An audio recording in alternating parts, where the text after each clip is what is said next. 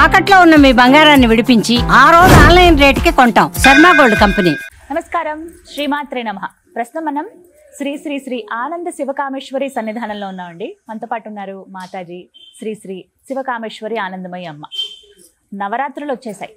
మొదటి రోజు నుంచి ప్రారంభిస్తే దసరా వరకు ఎటువంటి పూజా విధానం ఉండాలి, మరి ముఖ్యంగా ఏ రోజు ఎలాంటి అలంకారాలు అమ్మవారు కనిపిస్తారు, మనం ఎలా అమ్మవారిని పూజించుకోవాలి, ఒక మంత్రం ఏదైనా, అమ్మవారికి ఎలాంటి నైవేద్యం పెట్టాలి, ఏ పుష్పం ఇష్టం, ఏ రంగు ఇష్టం, ఇలా ఎన్నో సందేహాలు కదా మనందరికీ. అవన్నీ నివృత్తి చేసుకుందాం.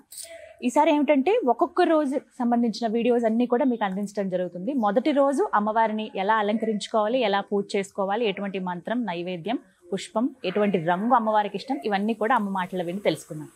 నమస్కారం. శ్రీమాత్రే నమః అమ్మ. శ్రీమాత్రే నమః. నవరాత్రులు వచ్చేసాయి, అందరికీ సంబరమే. ఇప్పుడు నవరాత్రులు ప్రారంభించుకుని పూజ చేసుకునే వాళ్ళు ఒక్కొక్క రోజు ఒక్కొక్క అలంకారంలో అమ్మవారిని పూజించుకుంటారు కదమ్మా. అవునమ్మా. ఇప్పుడు దేవాలయాలు అయితే చక్కగా అలంకరణ చేస్తారు, ఆ రూపం ప్రస్ఫుటంగా కనిపించేలా ఉంటుంది. ఇప్పుడు ఇంట్లో చేసుకున్న వాళ్ళంటే ఫోటో పెట్టుకుని, మీరు అన్నట్టుగా కలశము, ఫోటో, దీపం పెట్టుకునే శక్తి ఉంటే అఖండ దీపం ఇలా పెట్టుకుని చేసుకోవచ్చు అని చెప్పారు మీరు. మొదటి రోజు అసలు ఉదయం లేచిన దగ్గర నుంచి రాత్రి పడుకునే వరకు ఎలాంటి పూజా విధానాన్ని అవలంబించాలో తెలియచేయండి. యాదేవి సర్వభూతేషు స్మృతి రూపేణ సంస్థిత. నమస్తస్యై నమస్తస్యై నమస్తస్యై నమో నమః. నవరాత్రి సంబరం. అసలు ముందు ఈ నవరాత్రి ఎందుకు శ్రేష్టమో తెలుసుకుందాం. ఎందుకంటే ప్రతి నవరాత్రి అంటాము, దీన్ని మాత్రమే శరన్నవరాత్రి అని పిలుస్తాం. శరత్కాలంలో వచ్చేటటువంటి నవరాత్రి. శరత్కాలం చాలా ఆహ్లాదంగా ఉంటుంది. అంటే ఇప్పటిదాకా వానలు, అంటే అటు ఎండ ఉండదు, ఇటు వాన ఉండదు, ఇటు చలి ఉండదు, అంటే ఒకలాంటి. అందుకే శరత్ పూర్ణిమ కూడా చాలా విశేషం. శరత్ వెన్నెల, ఆ వెన్నెల కూడా చాలా ప్రత్యేకత. అంటే చాలా ప్రశాంతమైన సమయము, అనుష్ఠానానికి అనువైన సమయము. ఈ శరత్కాలము అనుష్ఠానానికి అనువైన సమయం. అందుకే చాలా ఆహ్లాదంగా ఉంటాయి నవరాత్రులు. నిజమే, చాలా ఆహ్లాదంగా ఉంటాయి. ఒక తెలియని శక్తి ఎప్పుడు ఉంటుంది ఆ నవరాత్రుల్లో. ఈ శరద్ నవరాత్రులనే శారదా నవరాత్రులు అని కూడా అంటారు. శారదా అంటే శరద్ నవరాత్రులు కాబట్టి శరద్ కదా, శారదా నవరాత్రులు అని పిలుస్తూ ఉంటారు. అనుష్ఠానానికి చాలా అనువైన సమయము. అమ్మ ఇప్పుడు పిలిస్తే పలుకుతుంది. ఎందుకంటే లోక సంరక్షణార్థము, దుష్ట శిక్షణ కోసం ఈ 9 రోజులు అమ్మ వివిధ అలంకారాల్లో మనల్ని అందరినీ రక్షించడానికి భూమి మీదకి వస్తుంది. ఇక ప్రత్యేకంగా నవరాత్రి అనగానే, దసరా అనగానే ఒక సరదా, దసరా సరదా. ఇక మొదటిది బాలా త్రిపుర సుందరీ దేవి అలంకారము. అదే విజయవాడలో అయితే స్వర్ణ కవచ అలంకృత దుర్గాదేవి కింద వాళ్ళు అలంకరణ చేస్తారు.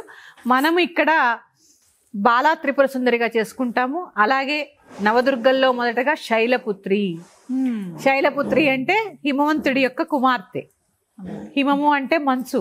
ఎలా ఉంటుంది? చల్లగా ఉంటుంది, శాంతంగా చల్లగా ఉంటారు.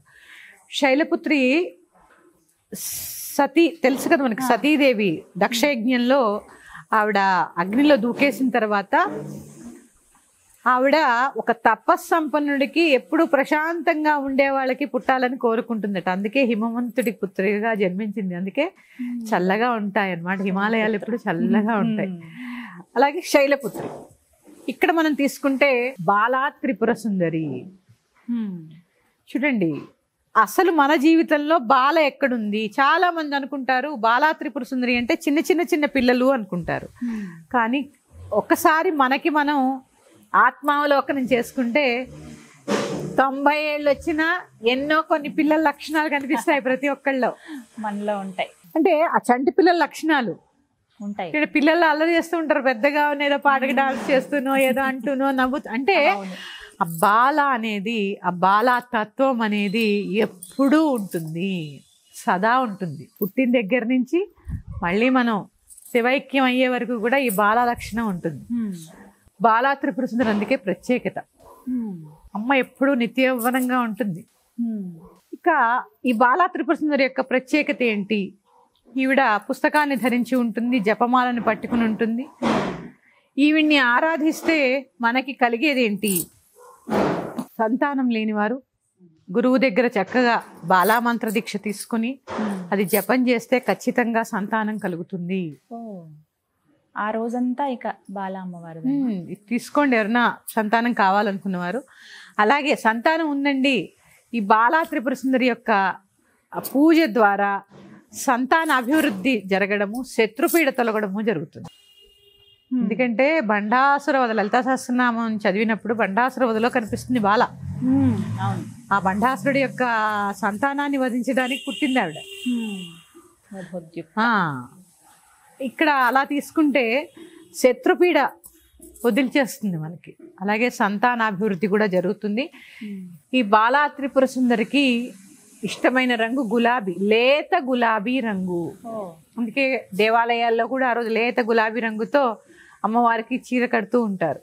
లేత గులాబీ రంగు ఆవిడకి ఇష్టమైనది.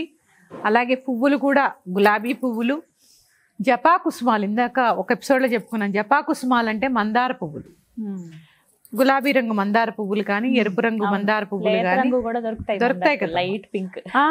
అలాగా చక్కగా తెచ్చుకొని అమ్మవారికి అర్చన చేసుకుని క్షీరాన్నాన్ని నివేదన చేయాలి ఆ రోజు.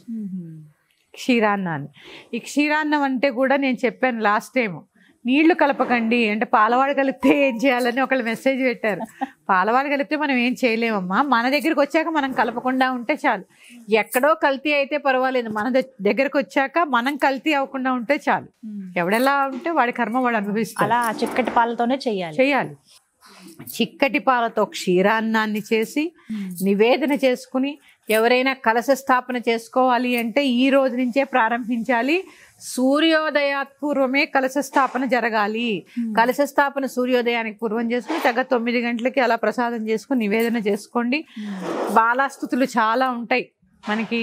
స్తోత్ర నిధిలో కొడితే చాలా స్తోత్రాలు ఉన్నాయి బాలా త్రిపుర సుందరి దేవి.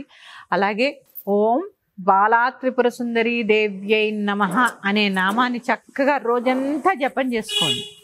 అలాగే హ్రీంకారాసన గర్భితానలశిఖాం సౌక్లీం కళాం బిభ్రతీం సౌవర్ణాం వరధారిణీం వరసుధాం దౌతాం త్రినేత్రోజ్వలాం వందే పుస్తకపాశమం కుశధరాం స్రగ్భూషితాం ఉజ్వలాం త్వాం గౌరీం త్రిపురాం పరాత్పరకళాం శ్రీచక్ర సంచారిణీం.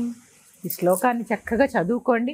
నేను చెప్పిన నామంతో చక్కగా రోజంతా జపం చేయండి. అవకాశం ఉన్నప్పుడల్లా లోపల చక్కగా అలా అంతర్ముఖులై ఉండండి, జపం చేసుకోండి. ఆ బాలా త్రిపుర సుందరిని ధ్యానిస్తూ ఆవిడ రూపం ఎలా ఉంటుంది, చక్కగా చిన్న పిల్లలా ఉంటుంది, పద్మంలో కూర్చుని ఉంటుంది, ఒక కాలు కిందకు పెట్టి జడ పక్కకి వేసుకుని పాశాంకుశాలు అలాగే పుస్తకము మాల ధరించి ఉంటుంది. చక్కటి జ్ఞానాన్ని కూడా ప్రసాదిస్తుంది. చక్కటి సంతానంతో పాటు శత్రుపీడని కొట్టి చక్కటి జ్ఞానాన్ని, ఆధ్యాత్మికతలో ఉండే వాళ్ళకి నిలకడని ప్రసాదిస్తుంది. అమ్మా ఆ రోజు లలిత చదువుకోవచ్చా? మరి 9 రోజులు చదవాలమ్మా. 10 ఇప్పుడైతే 11 రోజులు వచ్చాయి కాబట్టి 11 రోజులు లలిత చదవాల్సిందే. మీ వీలుని బట్టి పొద్దునైనా పర్వాలా. నేను నవరాత్రులు అంటాం కదమ్మా. ఈ రాత్రి ఎందుకు అంటే ఒక రకంగా చెప్పాలి అంటే చూడండి, మనం వారాహి తీసుకున్నా లేకపోతే ఇంకో దేవత తీసుకున్నా ఎక్కువగా శక్తి ఆరాధన అంతా రాత్రే జరుగుతుంది. అంటే ఇక్కడ ఏంటి అంటే దుష్ట సంహారం అంతా రాత్రే జరపబడుతుంది. అమ్మకి శక్తి కావాలి కాబట్టి సాయంత్రం ఇంకొంచెం ఎక్కువ చేయండి. రాత్రి నవరాత్రులు కదమ్మా, పగలు చేసినా కూడా నవరాత్రి చాలా ముఖ్యం. రాత్రి చేసుకోండి. మీరన్నట్టు లలితా సహస్రనామ పారాయణ అమ్మవారి సమయం చక్కగా 4-4:30 కల్లా మొదలు పెట్టుకోవచ్చు మీరు పూజ. అప్పటి నుంచి ఎంతసేపు చేయగలిగితే అంతసేపు. ఇప్పుడు బాలా అమ్మవారివి అష్టోత్తరం ఉంటుందమ్మా, చదువుకోవాలి. ఇప్పుడు నేను చెప్పాను కదా, బాలా మంత్ర దీక్ష లేదు. ఏ మంత్రం చేసుకోవాలి? ఓం బాలా త్రిపుర సుందరీ దేవ్యై నమః అనుకుంటూ షోడశోపచారాలు చేయొచ్చు. పాద్యం సమర్పయామి, ఓం బాలా త్రిపుర సుందరీ దేవ్యై నమః, అర్ఘ్యం సమర్పయామి, ఇట్లా అనుకుంటూ చక్కగా చేసుకోవచ్చు. అలాగే ఈ శ్లోకం నేను చెప్పానుగా, అది చదువుకోండి. బాలా స్తుతి అని ఉంటుంది, మీకు అది కూడా గూగుల్లో దొరుకుతుంది, చేసుకోండి. ప్రశాంత చిత్తులై ఉండండి. నేను ఏ రోజుకి ఆ రోజు మళ్ళీ చెప్తాను, మీరు కనుక ఇలా దీక్షగా చేస్తూ నవరాత్రులు లలితా సహస్రనామాలు చదువుతూ అమ్మ కోసం ఆరాటపడుతూ ఉన్నారు కనుక ఎవ్వరి మీద కోపం తెచ్చుకోవద్దు. అమ్మ తత్వాన్ని పెంపొందించుకోవడానికే సాధన జరగాలి. ఇలాంటి సాధనే చెయ్యండి, సాత్వికమైన సాధన చేయండి. అమ్మ, కుమారి పూజ ఈ రోజున తప్పనిసరా? చేయాలమ్మా. మొదటి రోజు అసలు మామూలుగా అయితే 9 రోజులు ఏం చేస్తారంటే కుమారి పూజలో 2 సంవత్సరాలు, సంవత్సరం, 2, 3, 4 అలా పెంచుకుంటూ వెళతారనమాట. 9 సంవత్సరాల దాకా చేస్తారు. మీ అవకాశం ఉంటే చక్కగా అలా 9 రోజులు చేసుకోండి. కుమారి పూజ చాలా విశేషం అమ్మా, చాలా విశేషం. ఇప్పుడు ఇంట్లో అమ్మాయికి చేసుకోవచ్చా, కూతురికి? అయ్యో, ఇంకా అసలు మహాలక్ష్మి స్వరూపం కదమ్మా. మనకి ఆడపిల్ల ఎవరికైనా ఉంటారు కదా. లేదు, దేవాలయాల్లో పీఠాల్లో జరుగుతాయి. అవును, చక్కగా అక్కడికి వెళ్ళి చేసుకోండి కుమారి పూజ. ఇది బాలా పూజ చేసుకునేటటువంటి విధి విధానం ఇది. ఏదైనా మీరు దీక్ష చేయాలి అనుకుంటే సూర్యోదయాత్ పూర్వమే లేవాలి, స్నానాది కార్యక్రమాలు ముగించుకోవాలి.